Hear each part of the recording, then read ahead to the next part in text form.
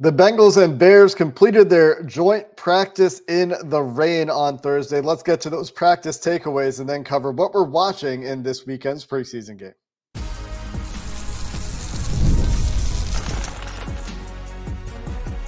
You are Locked On Bengals, your daily Cincinnati Bengals podcast. Part of the Locked On Podcast Network, your team every day.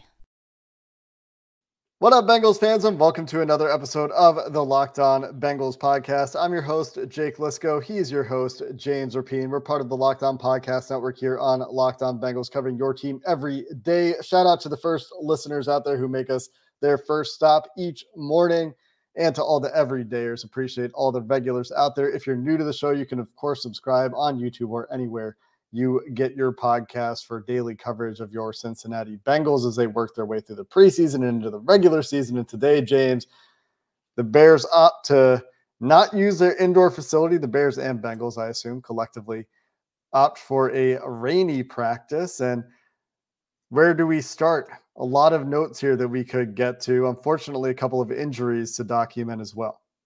Yeah, I think that's probably where we should start, is the injury element here. First things first, though, I will say that we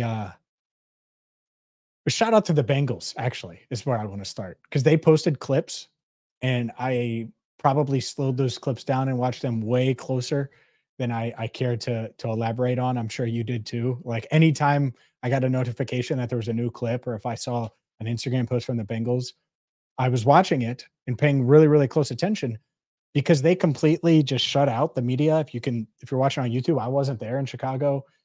No tweets or text for that matter. I don't think you were really allowed to have your phone out, but no tweets during practice, really no video. And what is the point? It just wild to me that they did that to everyone that was there in Chicago. But we still have plenty of takeaways. And part of that's because of all the reporters that we've seen and read since practice ended. And part of that is the Bengals, which, again, I was blowing up Jake's DM and like, oh man, look, Cody Ford in at right tackle. Well, unfortunately, it's because Trent Brown left with tightness, lower back tightness, according to Zach Taylor. So let's start there. That would suck. If I don't think that's serious. Doesn't sound serious, but if it was serious with Amarius Mims out, that would not be fun. Yeah, the tackle situation just gets thinner and thinner. Deontay Smith also leaving practice, apparently in a great deal of pain. A Bears reporter had a more detailed report on what happened with Deontay Smith, and he was in an air cast when he left the field. So as far as tackles, you've got Amarius Mims with a strained pec. You've got Trent Brown, who left today with lower back tightness. You've got Deontay Smith, who had to get carted off today in Chicago. And then Cody Ford stepped in. And we've talked about Cody Ford as this versatile guard tackle backup, but now he's option one at right tackle until one of these other guys gets healthy between Trent Brown and Amarius Mims. So Deontay Smith had just returned to practice, was working in with the twos, and now has unfortunately sustained what appears to be a serious injury. We'll find out probably more in the coming days about that, perhaps later today, but certainly no more known at the time of recording. Beyond that, you've got Jackson Carman, who had a terrible preseason opener and was primed to miss this roster as a second-round pick in his fourth season. And now his path to the roster may be a little bit clearer if there are injuries ahead of him and they feel like they need some sort of insurance policy there. But that will depend, of course, on the guys really battling for a roster spot. And we've talked about one of these guys quite a bit in Jackson Kirkland, but then there's also Devin Cochran and Eric Miller, the other undrafted guys from last year and this year, who could make roster pushes, I guess, if things get dire enough. But man, they took a beating today, losing Trent Brown with that tightness, who we'll find out how serious that is. But Deontay Smith, a certain blow to this tackle depth that felt okay a couple of days ago, a week ago, and today does not feel quite as good. Yeah, so hopefully Trent's not serious and it was precautionary, and they're like, all right, let's get you the heck out of there, and we'll see you next week. And at the same time, yeah, hopefully we see a lot of Devin Cochran, Eric Miller, because Cody Ford is now like not that he wasn't valuable before, but he's much more valuable now. And so how it impacts what they do on Saturday, I think, is interesting. And the other element, obviously, Deontay Smith was fighting for the roster. We know Trent Brown's making the team, but Deontay Smith was fighting for the roster. So was Chris Evans. And Chris Evans was the first of these three guys to go down during the joint practice. and he was covering a kickoff, I was told, and was ultimately carted off, air cast, much like Deontay Smith. Both guys left with an air cast and carted off the field. So hopefully neither one is as serious as it looked, because I don't know. I think Chris Evans probably on the outside looking in at the final roster as of today, but was certainly in the mix. And you could certainly see the path for him making the team. And now if he's dealing with a serious injury, then that changes the whole vibe of that running back room. We do have some good injury news that I want to get to in a second, but your reaction to Chris Evans. Yeah, I mean, he was probably looking, I would guess, at a practice squad spot. He was certainly battling for a roster spot, and there was not there wasn't a 0% chance he was making the roster. For me, my projection going into this week was outside looking in, but he did provide, some kickoff return ability. He was working on those teams. He's worked in quite a few of the special teams units for Darren Simmons, and obviously has some ability. The Bengals like to put him out wide in the offense when he got his handful of snaps when he had those opportunities. But at this point, unless they add a running back, you can probably assume they're keeping 3 if Chris Evans is going to be injured for the long haul. And then that opens the door for a guy like Elijah Collins to build on his strong first preseason game, which we shouted out a little bit in our most recent episode, our last episode, where he had a nice game, and he can build his case for the practice squad, because the Bengals and every NFL team really will have running back depth likely tested throughout the season. You want to probably be a little bit more than 3 deep when you include practice squad players, but we'll see how that shakes out with waiver claims and potential veterans getting cut around the league as well. Yeah, certainly something to monitor. By the way, our insiders got all of this news, including the good news about Charlie Jones that he returned to practice early. If you join the Locked On Bengals Insiders Club, you can get news like that at joinsubtext.com/LockedOnBengals and try it out, where you literally get news and insight text right to your phone. We try to keep it short, sweet, to the point, and it helps get you through in between shows. But Charlie Jones back on the practice field, Jake. That's not one I had. After him leaving a week ago at Paycor Stadium, and the vibes around that injury, and you certainly hope that those vibes can rub off on Deontay Smith and Chris Evans, and just there's no serious injuries. Trent Brown too, of course, but no serious injuries at all. But the way he was carted off Paycor Stadium, out of Paycor Stadium, and now he's practicing a week later with nothing on his knee. Didn't look like there's anything on his knee with the clips the Bengals posted. That's great news. Great to see Charlie back out there. You're right. Hopefully these other injuries that looked serious are not as bad as they appeared. We knock on wood there. There's nothing we can do to control that. But some other practice notes that we do have to get to here. Great news that Charlie Jones is back to bolster that wide receiver depth, and hopefully he gets an opportunity to play a little bit in this preseason game. I would imagine that will be the case for him. And we'll see what quarterback he's playing with. I assume it'll be a lot of Logan Woodside, as Zach Taylor did not provide any updates on Jake Browning, did not provide any updates on really any of the injured players after practice when he spoke to the media. We can get to a few other practice takeaways that we've got for you besides just the injuries, though, before we get to preseason game number 2 coming up next. Today's show is brought to you by Gametime. Gametime is the app you need to get right now. And you need to get it right now because we're talking about a few weeks away, 24 days as we record this, from the Bengals regular season opener. And maybe you want to be in attendance, but you've looked at those Paycor Stadium seats and you're like, I don't know which one to pick. The beauty of Gametime, they show you the panoramic view right from the app. So you know exactly what the seat is going to look like, what your view is going to be of Joe Burrow and T. Higgins and all these guys that we're about to talk about, how their day was in Chicago. Or maybe you're looking to get ahead of things and Thursday Night Football next week, preseason game against the Colts. You want to check out the punter battle. Yeah, the punter battle. Well, whether it's Ryan Rico or anyone else fighting for a roster spot, you can watch them with Gametime. Get in on the action with Gametime today. You can go to all of these live events with last-minute deals, zone deals, views from your seat, all-in pricing. I love the Gametime app. Download it today. You'll love it too. Download the Gametime app and create an account.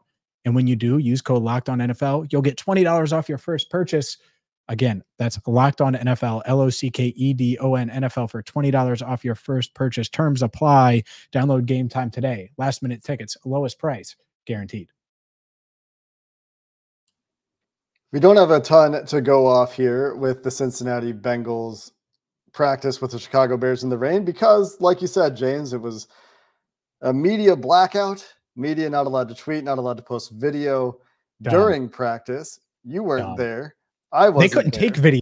They couldn't take video. Apparently, they shut down the still photographers that were in attendance. Still photography, like, and in addition to all of that, they closed. And it didn't have to do with hard. It didn't have to do with Hard Knocks, by the way. I just want to throw that out there too, because that's what people would say. To that, they closed the practice to fans about an hour before the practice started. So not only did we have a media blackout, but there are no fans in attendance posting their own clips and highlights. So we have some reports from people on the ground. We have a few clips out there. Sounds like Trey Hendrickson had a really nice day. There is a clip from Bengals social media where he was blocked by Cole Kmet, I believe, and that's never going to go well for a tight end. The play was blown dead for a sack. And there's a touchdown pass that Bengal Social put out from Joe Burrow to Trent Irwin. There's a Cam Taylor-Britt pass breakup on a sideline ball from Caleb Williams to a backup Bears receiver, Webster, I believe, a second or third stringer. Name I don't remember exactly. We got that one too. We talked about the guys that returned from injuries, but from the reports that we've seen, it doesn't sound like it was a great day for the Cincinnati Bengals. Might have been a little bit back and forth when the Bengals defense was out there. I mentioned Trey Hendrickson had the sack. He might have had more than that. It sounded like he was a general nuisance on the day, as you would expect from him. Good for Trey, great player, important piece of the defense. And it sounds like there was a pick from Caleb Williams on one of the very first plays of teamwork by Jermaine Pratt. After that, he threw a handful of touchdown passes. The Bengals, I believe, got a stop when they did some 2-minute drill work toward the end of practice or later in practice. But back and forth when the defense was on the field, and it sounded like it was tough sledding for Joe Burrow and the Cincinnati Bengals offense, including T. Higgins today. Yeah, rough. T. Higgins has had the best training camp I've seen him have, and the drops he's got him. Jay Morrison with 4 drops for T. Higgins. The Bengals did post a nice catch that T made, but is it the weather? All right, well, you got to play in the weather. And so maybe this is good from that perspective because there's going to be a rain game this year. There's always at least one. And so usually, and so that's what Zach would say. And yet I still think it's a bummer because I think T is probably the second best player, the second best receiver rather on that field, which is a take. Right. I think a lot of people might have Keenan Allen or Roma Dunze and his upside ahead, but like, I think T has been awesome and is poised for a career year. And so, yeah, hopefully he grows from whatever happened today and rebounds from it. Again, we weren't there, so that's tough. The T Higgins train, I'm still all on board and think he's going to have a huge year. Yeah, I agree with that. I'm not too worried about T. Higgins. I'm not too worried about anything. It's important to reiterate here that this is one practice. And I tweeted that based on what I read, it sounded like the Bengals got worked pretty good outside of a handful of nice plays today in Chicago. And that's obviously just from reading what reporters have said. And there's not a whole lot of nice things being written about the Cincinnati Bengals today. But that is based on limited information, and it's nothing to overreact to. It is just one practice. That being said, it was reported that Joe Burrow also threw 3 picks today. 2 of those, I believe, to defensive backs, reported by Adam Johns, who covers the Bears for, I believe, The Athletic. Kevin Byard and Greg Stroman had picks. And there were also touchdown passes to DJ Moore and Keenan Allen in a red zone period. Adam Johns also did report that both defenses won the 2-minute drill period. So it wasn't all bad for the Bengals, but it's hard to find too much in the way of positives on the offensive side of the ball outside of that Trent Irwin touchdown that Bengals Social posted. And there was a bit of an up and down kind of day, a back and forth takeaway for me on the defensive side of the ball for the Bengals.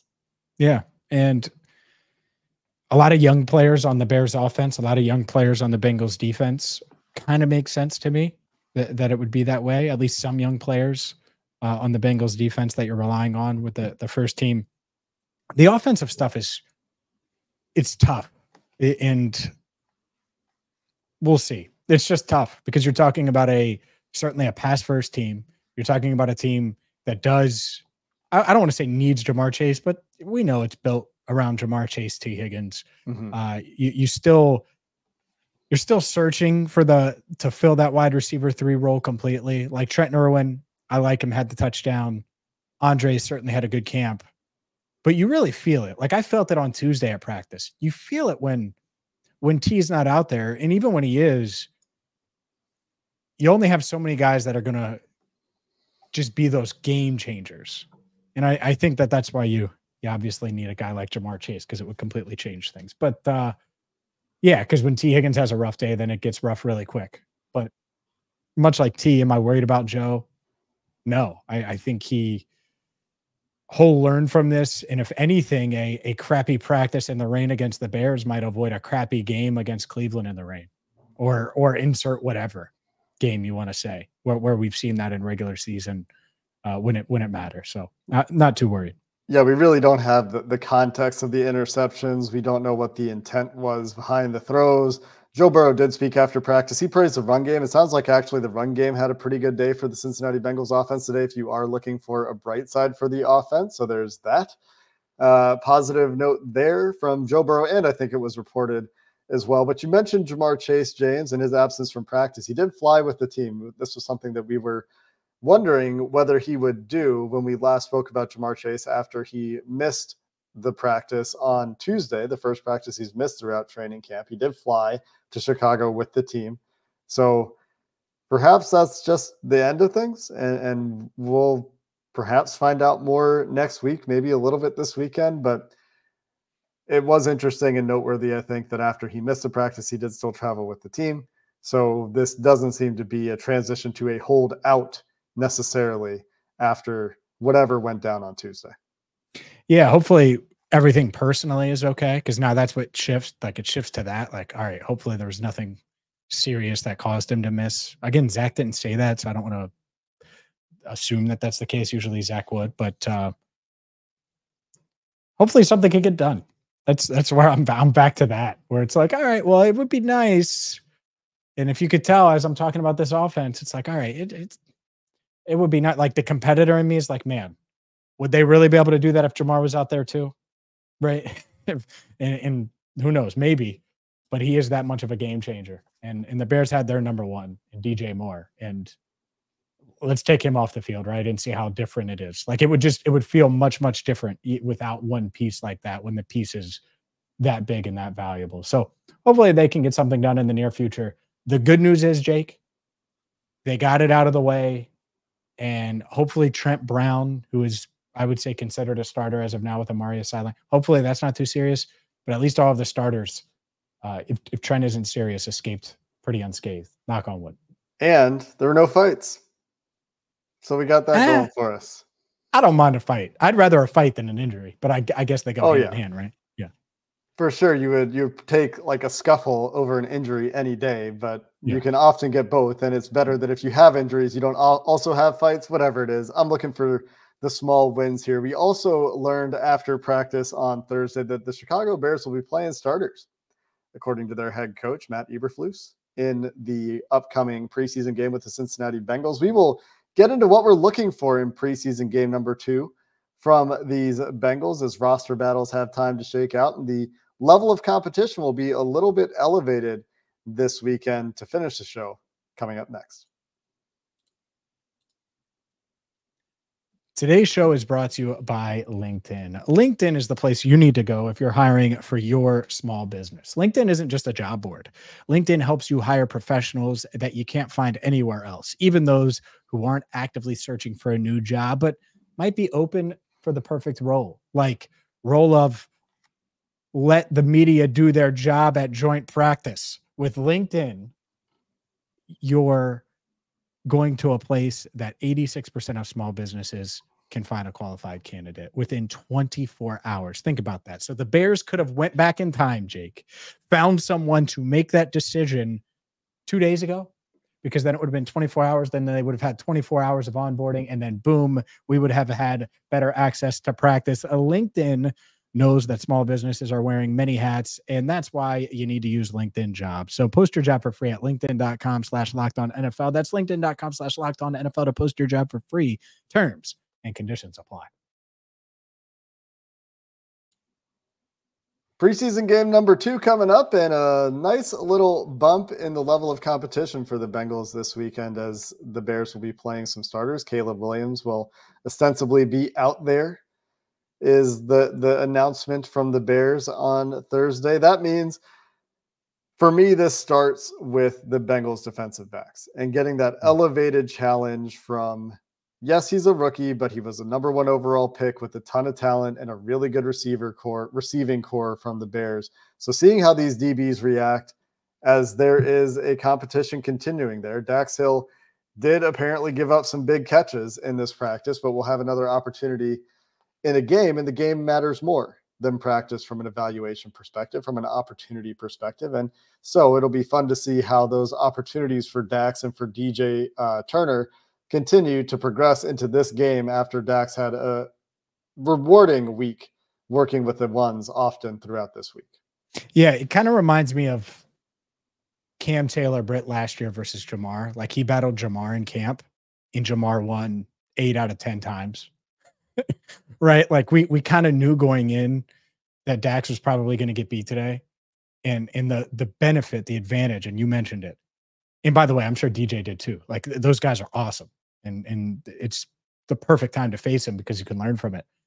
But I like that he gets another shot now, and we get to see round 2. Even if it's for a series, it would be awesome. Hopefully it's for more than that. I haven't seen how long the Bears starters will play. I wouldn't play them that long, but I guess you want to get Caleb some reps, so maybe you do a whole quarter. Hopefully it is a whole quarter, and you can get Dax and DJ out there, and you know what Cam brings, so you just sit Cam and let both guys go against these receivers. I agree. I think that's probably my number 1 thing that I'll be watching for on Saturday. Another one, and it's good. Let's go to offense, just because I'm me and I'm thinking about offense all the time. It's Matt Lee. Matt Lee. I'm not sure we're going to get many news or notes out of this practice, since there was a blackout and me ripping the Bears on LinkedIn. But well, good Lord, Jake, Matt Lee has a chance now to go there to Chicago, play some starters potentially. And I honestly, I think, and I don't, I mean, you still have a joint practice against the Colts, but there's a real chance he could win the backup center job this weekend if he performs well against the Bear starters. At the very least, he could put himself in pole position, right? And that would be exciting. I love Matt Lee. I'm here for Matt Lee. I'm ready to talk about Matt Lee. You know how to light me up, James. Bring up Matt Lee, and I hope he gets to start at center. We'll see what happens there. Maybe it's still Trey Hill, but I hope that Matt Lee gets to start at center. Trey Hill can get his work in at guard. He's going to play in this game as well. Those guys are still in a roster battle. It'll be very interesting to see what they trot out there for the starting offensive line in the wake of the Deontay Smith injury. But yeah, if Matt Lee gets to start this game and go up against some starting players on that Bears defensive line, awesome. Get that evaluation tape in, find out how he does against players that are going to be playing every Sunday in the NFL, because how many opportunities are you going to have to get your potentially second, potentially third string, depending on how things shake out, backup linemen reps against those guys? This is a great opportunity for that, and a great highlight, great shout out for you there to talk about those guys. And if we're staying on the offense, I think that opportunity extends to the receivers on this team. Jermaine Burton getting a chance to go against Jalen Johnson sounds great. Get Charlie Jones out there. Sounds good to me too. Talking receivers. Woo-hoo-hoo. I go with Matt Lee. You go with receivers. We just know each other, Jake. That's all. These are the exciting matchups, right? To me, it starts with the DBs, because those are players that could start for the Bengals. That's why we started there. And then you go to a couple of players that could have important roles for this team, both now and in the future, in Matt Lee, who's the most exciting of the backup offensive linemen, I would say, to me at least. And then a couple of potentially exciting receivers who could be part of this team in a rotational fashion or a starting fashion in the future, in Jermaine Burton and Charlie Jones. Getting those guys reps against starters, given it might be tough sledding for, Logan Woodside, the backup offensive line and such, going against the Bears starters, but getting them those evaluation reps on tape, those learning moments, that can only be a good thing for those guys who are working to show that they should have a bigger opportunity. Yeah, no doubt. And you mentioned earlier when we were talking about the tackle depth. I mean, how big is this for those guys? That entire offensive line room. I mean, a lot of people talk about all right, well, go out and get another tackle, or go out and get this, or go out and get that. And I'll throw a defensive tackle in here too. But you're talking now about valuable reps where hopefully Chris Jenkins takes a huge step forward. Hopefully Jackson Kirkland ends the other Jackson experiment that has somehow been brought up every single day this week. He's made this show. And before now, I didn't you mention him earlier? I think Jackson Carman, I guess, has a chance now, is going to have a chance to put out some good film, and should probably, what does he get? Like a half, you think? Probably gets a half. Some Rocky Lombardi at quarterback. So Jackson Carman's going to be out there. But the point is the back end of these trenches and in these second string defensive tackles that people are worried about or thinking about. Travis Bell, do you have another solid game in you? Can you start to push for a roster spot? I think a lot of these guys are in the mix, and people that I'll be watching, certainly. Yeah, getting those opportunities to play against a higher level of competition, always great. The Bears defensive line has added some juice in the last couple of years as well. There are a couple of former Bengals playing for the Chicago defensive line as well, and Andrew Billings, who we'll see how much we see him. He's only got 15 preseason snaps for the Bears, but he did play in preseason game 1, didn't play in preseason game 2. I'm not sure if he's healthy, but Billings on that roster. And Khalid Kareem has played a ton for the Bears this preseason. Not that those are the stars of the Bears defensive line by any means, but a couple of former Bengals there, if we're talking about the trenches. Would Khalid Kareem make the team? He would have a pretty good chance. Like that would with be Cam Khalid Sample Kareem down? Yeah. And he's having a great preseason. I mean, he's always been one of those preseason superstar types where he tends to show out in the preseason. He's been good in the preseason throughout his career, but he's having a nice preseason as well for the Bears this year. Yeah, I think just because he can kick inside a little bit like Cam did, just throwing it out there. No, I think. And then punter. All right. Before punter, actually, linebacker, Wumajong Meta. We're looking at you, my man. Can you back it up, number 45, with another quality performance? Everyone knows his name now, or potentially could if he has a big game. And so Jong Meta is certainly on the list of guys, of roster hopefuls that could push for that. And then obviously Ryan Rico, with Zach Taylor not updating the status or not sharing anything new with Browning or Robbins. Huge games for Logan Woodside, or Rocky Lombardi, of course. I think he is going to get some playing time. But then as far as Bengals starters are concerned, Ryan Rico, is he going to be able to show he can hold at a high level for Evan McPherson, punt consistently, do everything Darren Simmons is looking for? With Brad Robbins injured, he has a chance to make a push here for a roster spot. And that's really the most you could ask for, considering he wasn't on the team, a month ago? Mm-hmm. Now he has a chance to make the team. And getting a full game of reps, that consistency, getting into a rhythm, that can only help, I think, as you get that larger sample size. A couple other guys I'll shout out as guys that I'm interested in to see how they perform coming off of strong or at least good week 1 performances. You mentioned Chris Jenkins earlier, looking for a bounce back week there, so won't need to go into too much depth there. But Cedric Johnson, who currently looks like the 5th edge player on this roster. You talk about Khalid Kareem and the potential fit for him. That's the guy he would be battling for a roster spot if Kareem was still on the Bengals. So Cedric Johnson this week, can he follow up a very solid week 1 with a solid week 2 of the preseason? That is something to watch, in my opinion. And how much do Miles Murphy and Joseph Osai play?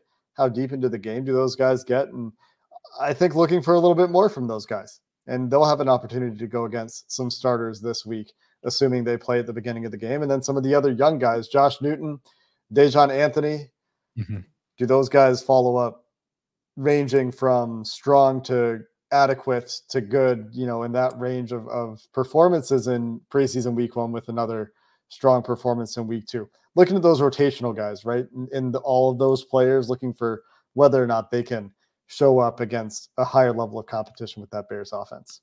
Yeah, that's a good point. It is. And that's what's exciting about the preseason. And the good news, Jake? Eric All's going to play. Is he going to play much? There's another one.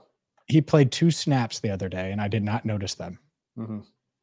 So hopefully he gets out there. I'm excited about Eric All. We talked about him yesterday. Our rookie power rankings yesterday. If you missed that was fun. And we had a whole mailbag where we talked about Jamar, but now that we know Jamar's back, some of that's old, some of that's not. Skip, listen to the rookie power rankings in segment 2. But I'm excited, Jake. You have to wake up semi-early for a Saturday and be ready to go. 10 a.m. Let's go. 10 a.m. I do too. 10 a.m. games, man. That's my jam. I would love that. My day early. It's awesome.